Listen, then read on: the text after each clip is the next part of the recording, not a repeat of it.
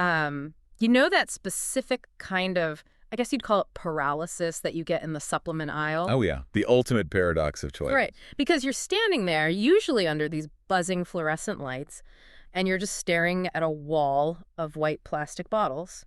And there are probably 400 options. And they all look identical. Exactly. One says vitality, the other says energy. One costs $12, and the one right next to it, which looks the same, is $60. And honestly, if you turn them around, the labels look like they're written in Elvish. It's intimidating. And usually, I think people just deal with it by grabbing the bottle with the nicest font, or whichever one is on sale. Guilty. I mean, I usually just look for the words complete or premium and just sort of hope for the best. Which is exactly what the marketing departments are banking on. Yeah, but that is exactly why I wanted to do this deep dive today, because we aren't just reading some generic blog post about the top 10 vitamins. We actually got our hands on a document that I don't think regular consumers are ever really supposed to see it. No, they certainly aren't. What we are looking at today is a manufacturing guide. Technically, it's a buyer's guide, but it's written entirely for the private label industry. So just to clarify for everyone listening, these are the companies that hire contract manufacturers to actually make the pills that end up on the shelves. Right. It's an insider document. Which puts a totally different spin on things. It's like we're getting the playbook from the opposing team here. We aren't looking at what the marketing department wants you to believe. We are looking at the actual literal instructions given to the factory floor. The raw chemistry and the economics of it all. Right. So the prompt for this deep dive is basically this. How do you tell a high-quality multivitamin from a bottle of expensive compressed dust? And the distinction is surprisingly chemical. I mean, the goal here is to decode that manufacturing logic. So you, the consumer, can look at a label and instantly spot what I like to call the villains and the heroes. Villains and heroes. Okay, I like that. But before we get to the good guys, we have to talk about the villains. And the biggest villain in this guide seems to be this whole concept of fillers. Yes, the dreaded fillers. Now, I see no fillers on bottles all the time. Is that just marketing fluff, or does it actually mean something? It is mostly marketing fluff, unfortunately. The guide is actually very cynical about this. It warns these manufacturers that no fillers is a great buzzword that sells products, but in reality, almost every pill needs some non-active ingredients just to exist physically. So you literally can't make a pill without them? In most cases, yes. The problem isn't that they exist. The problem is why they are there. Okay, so let's look at the why, because the guide lists a bunch of totally unpronounceable ingredients that are in most standard multivitamins. Yeah. The first one is microcrystalline cellulose, or MCC. Right. Which, I mean, it sounds like something I'd find in a chemistry set, not my breakfast. It's actually wood pulp. Yeah. Refined wood pulp. Hey, wood pulp in a vitamin. Yep. It's the most common bulking agent in the industry. And here's the logic behind it. A multivitamin might contain, say, 500 micrograms of B12 and a few milligrams of other stuff. Which is a tiny amount. Microscopic. If you put just the active nutrients into a standard capsule, it would look completely empty.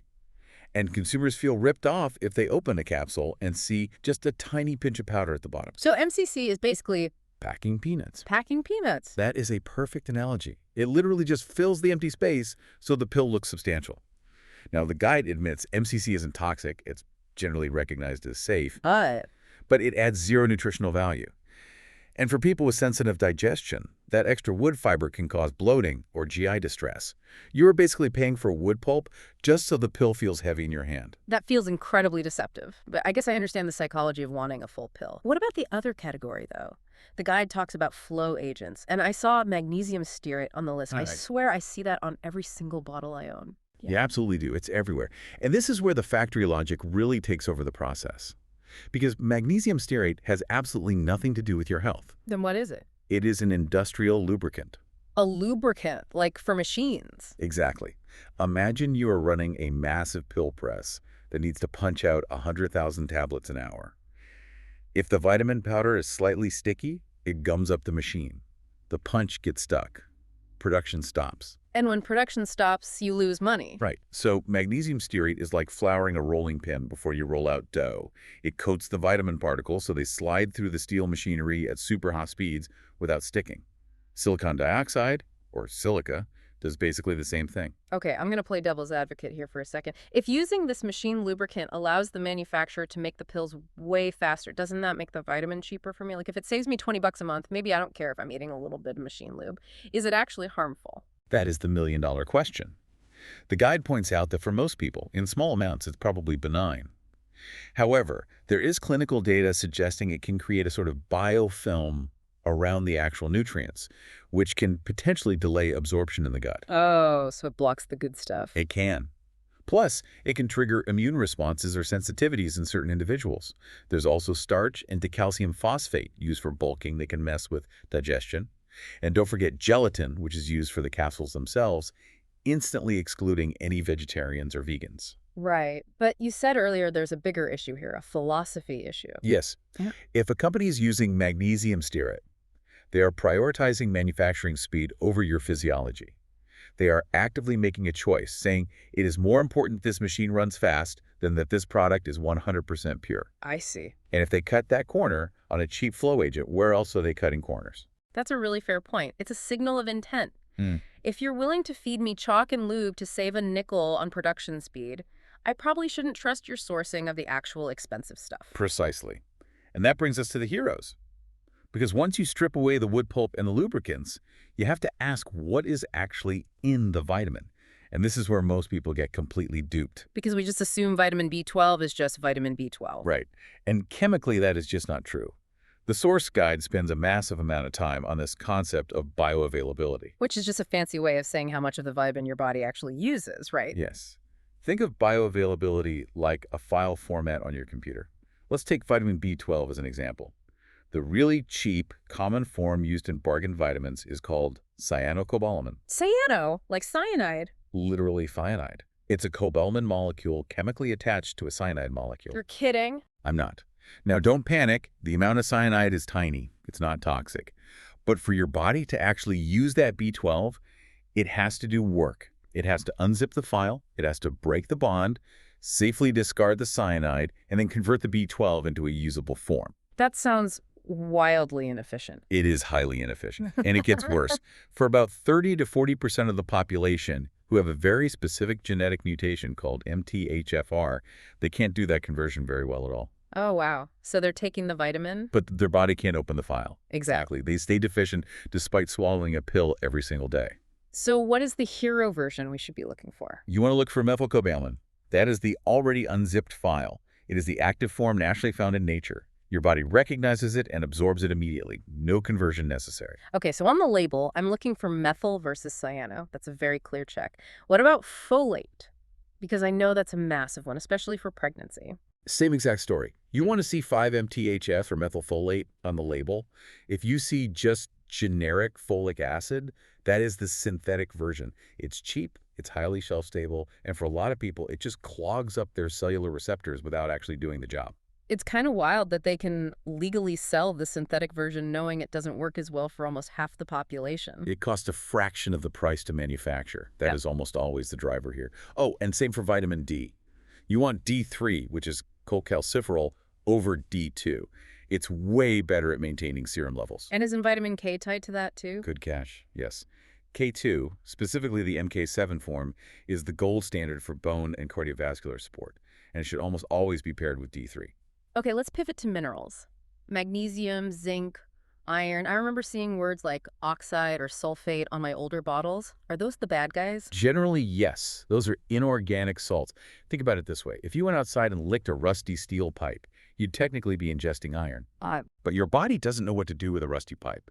It's incredibly hard to digest. It causes terrible stomach cramps, and very little of it actually gets into your bloodstream. So how do we trick the body into accepting these rocks? We use a brilliant process called chelation. This is the ultimate hero move in manufacturing. You take that mineral, say magnesium, and you chemically bind it to an amino acid, like glycine. An amino acid, like protein. Exactly. Your body loves protein. Protein has VIP access to the gut lining. So when the magnesium is wrapped in that glycine hug, your body says, oh, come on in. It absorbs the mineral smoothly without any GI distress. Wrapped in a hug. I love that. So if I see magnesium oxide, that's the rusty pipe. But if I see magnesium glycinate, that's the VIP guest. That is a great rule of thumb. Look for magnesium glycinate, zinc picolinate, or iron bisglycinate. Iron bisglycinate is famously much gentler on the stomach than something like ferrous sulfate. And the difference in absorption isn't small. It can be 4 or 5 times higher with the chelated form. Okay, before we move off ingredients entirely, I have to ask you about something the guide flagged as a huge red flag. Proprietary blends. I see this constantly, like energy matrix or immunity complex. Oh, this is the absolute oldest trick in the book. Yeah. Let's say I want to sell you a super mushroom blend. Reishi mushrooms are incredibly expensive. Oat flour is incredibly cheap. If I list them individually on the label, I have to legally tell you that I put 99 grams of oat flour and 1 gram of reishi in the bottle. But if you make a proprietary blend, I could just list mushroom blend, 100 grams, and I do not have to tell you the ratio. It is a completely legal way to hide the fact that the active, expensive ingredient is just fairy dusted in there. fairy dusted. Yeah, they put just enough in to legally print the word reishi on the label, but nowhere near enough to actually do anything clinically for your body. Fairy dusting. That is infuriating. So true transparency basically means the company is listing every single milligram. Yes, if they won't tell you the exact dose, you have to assume it's not a therapeutic dose. All right, we've covered the powder inside. Now let's talk about the vehicle itself, the actual pill. Because the guide gets into this big debate of capsules versus tablets versus gummies. Now, be honest with me. I love a gummy vitamin. It tastes like candy. And that is exactly the problem. To make a vitamin taste like a gummy bear, you have to completely compromise the chemistry. First, you have the massive amounts of added sugar, synthetic flavors, artificial colors, and the gelatin matrix itself. But more importantly, gummies are highly unstable. Unstable how? Heat and moisture destroy vitamins. A gummy is basically a wet, sugary environment. So things like omega-3s, B vitamins, and vitamin C degrade very, very quickly in that form. Yeah. True filler-free gummies basically don't exist. So by the time I buy it off the shelf, the potency might already be gone. The likelihood is very high. Huh. Plus, you just can't fit much actual nutrition into a gummy. You'd have to eat 20 gummies to get the same nutrient density as 2 standard capsules. It is literally a delivery system for sugar with a side of vitamins. Ouch. Okay, consider me scolded. Okay. Gummies are out. What about tablets, those hard-pressed pills? Tablets are much better for stability, but we go right back to the physics problem we talked about earlier. To turn a loose powder into a rock-hard tablet, you have to compress it under massive physical pressure. And you almost always need binders, basically glue, to hold it all together. So that is where you find the most excipients and fillers? Exactly. So capsules are the winner then? Specifically HPMC capsules. These are the plant-based, vegan-friendly, 2-piece shells. They don't require heat to seal. They don't require pressure, and they don't require binders. You can literally just put the pure active powder inside and snap it shut. It is the cleanest delivery format physically possible. Okay, so we definitely want HPMC capsules. Yeah. Now, I noticed the guide actually names names. It lists some specific brands as industry benchmarks. And I want to be really clear to everyone listening, we aren't selling these, and neither is the source guide. They're just using them as factual examples of different clean manufacturing philosophies. Right. It's all about the approach. For example, the guide points to Thorne Research. Their philosophy is all about highly bioavailable forms. They invest heavily in those methylated B vitamins and chelated minerals we just talked about.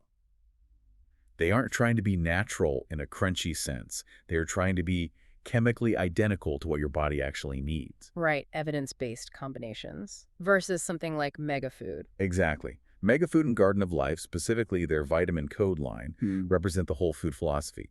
They actually incorporate raw, uncooked veggies and yeast into the manufacturing process. The idea there is that nature packages nutrients with specific cofactors that help absorption. It's basically a farmer approach versus a chemist approach. Oh, I see. And then there's pure encapsulations. They focus heavily on being hypoallergenic and having minimal excipients, basically the purest powder possible. And Naturella does plant-based blends with minimal synthetics. But what about Ritual? I feel like their ads are absolutely everywhere right now. Ritual's angle is traceability. They focus almost entirely on supply chain transparency. They will literally tell you, this specific omega-3 came from this exact algae farm in Saskatoon. It's designed for the consumer who wants to know the complete biography of their ingredients. It's interesting that there isn't just one single best way, but there are honest ways. Whether you go clinical purity or whole food, the common denominator seems to be transparency. Yes, the good brands show their work. But even with a great brand, the guide strongly warns that one size does not fit all. In fact, it has a pretty intense section on safety and customization, because I think most of us assume it's just a vitamin. I can't overdose on it. That is a very dangerous assumption. You have to distinguish between water-soluble and fat-soluble vitamins. Vitamin C is water-soluble. If you take 5,000% of your daily value, you will just have very expensive urine. Your body just flushes the excess out. But the fat-soluble ones act differently. Very differently. Vitamins A, D, E, and K. These get stored in your liver and your fat tissues. They accumulate over time. Think of it like a storage unit that never gets emptied.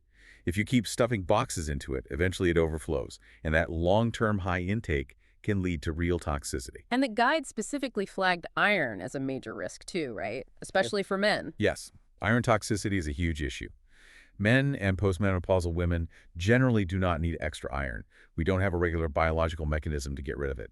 And excess iron is a severe oxidant. It basically rusts your organs from the inside out. Rusts your organs, that is a terrifying visual. It increases the risk of heart disease and liver damage. Unless you are clinically anemic or pregnant where iron and folate are super critical, you should probably be taking an iron-free multivitamin. Oh, and seniors have their own rules too. As we age, absorption drops off a cliff. So seniors need much higher levels of methylcobalamin, B12, vitamin D, and calcium. And then there are medication interactions. The guide mentioned vitamin K as a clotting agent. So if you are on blood thinners like warfarin, taking a multivitamin with vitamin K can literally neutralize your life-saving medication. This circles right back to why proprietary blends are so dangerous. If I'm on blood thinners and the label just says heart health blend without listing the exact vitamin K amount, I'm quite literally gambling with my life. You always, always have to consult a clinician and avoid those crazy megadoses unless a doctor tells you to take them. Stick to evidence-based daily values. Wow. Okay, so assuming we actually find a transparent brand with the right chelated ingredients in an HPMC capsule without megadoses, how do we know they aren't just lying on the label? I mean, anyone with a printer can make a label. You look for the impartial judge. Third-party testing. Ah, the trust signals. Right. You are looking for a verified seal on the bottle. The big ones are USP, which stands for United States Pharmacopoeia, or NSF International. There's also the Non-GMO Project Verified Seal. What do those seals actually mean in practice, though? Did they just pay a fee for a shiny logo? No, these are rigorous, independent certifications. NSF, for example, especially their Certified for Sport program or Informed Choice. That means they have tested the actual physical batch to ensure that what is on the label is exactly what is in the bottle. And crucially, they screen for banned substances and hidden contaminants like lead or mercury. Which is vital for athletes, and that testing costs the manufacturer a lot of money. A ton of money. So if a brand pays for NSF testing, it is a massive signal that they have absolutely nothing to hide. If a brand just says, oh, we test in our own lab, well, that's like a student grading their own homework. Good point. Okay, we have covered a massive amount of ground here. We've gone from wood pulp fillers, the chemical bonds, and third-party labs. Let's try to distill this into a practical tabletop quick guide. I'm walking into the store. What is the step-by-step process? Step 1. Ignore the front of the bottle entirely. Ignore the words energy, vitality, and the pretty pictures of fruit. Turn it over immediately. Okay, step 2.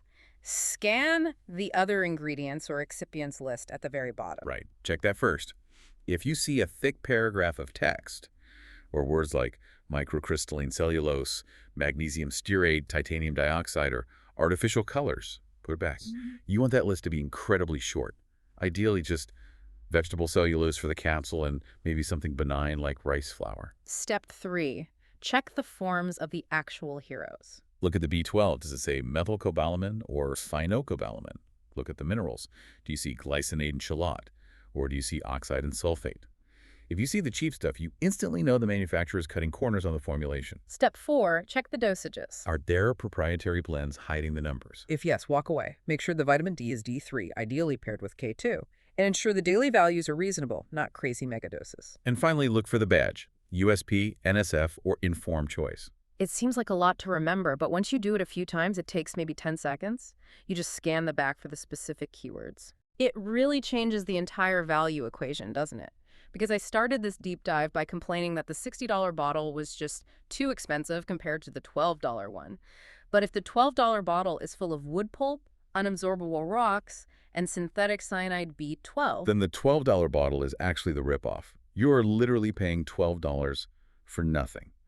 The $60 bottle, if it's formulated correctly and highly bioavailable, is actually delivering the goods. It's actually cheaper per daily dose of absorbed nutrients. It's the difference between price and value. Exactly. If your body can't absorb it, you're just wasting your money. This has been incredibly eye-opening. It really makes you realize how much the entire supplement industry relies on us just not knowing any better. They rely on the fact that we don't know what magnesium stearate is. Knowledge is literally the only defense you have. The clean label movement is definitely growing, but it's only growing because consumers like you are starting to ask these exact questions. If we stop buying the fillers, they will have to stop making them. A vote with your wallet. I love it. Well, there's one last thing I want you to think about. We talked a lot about transparency today. And if a manufacturer is willing to hide behind proprietary blends or vague no-filler claims without any proof, what else are they hiding? Think about the downstream effects of this industry. If they're cutting corners on the vitamins themselves, what does their environmental footprint or their raw material sourcing actually look like?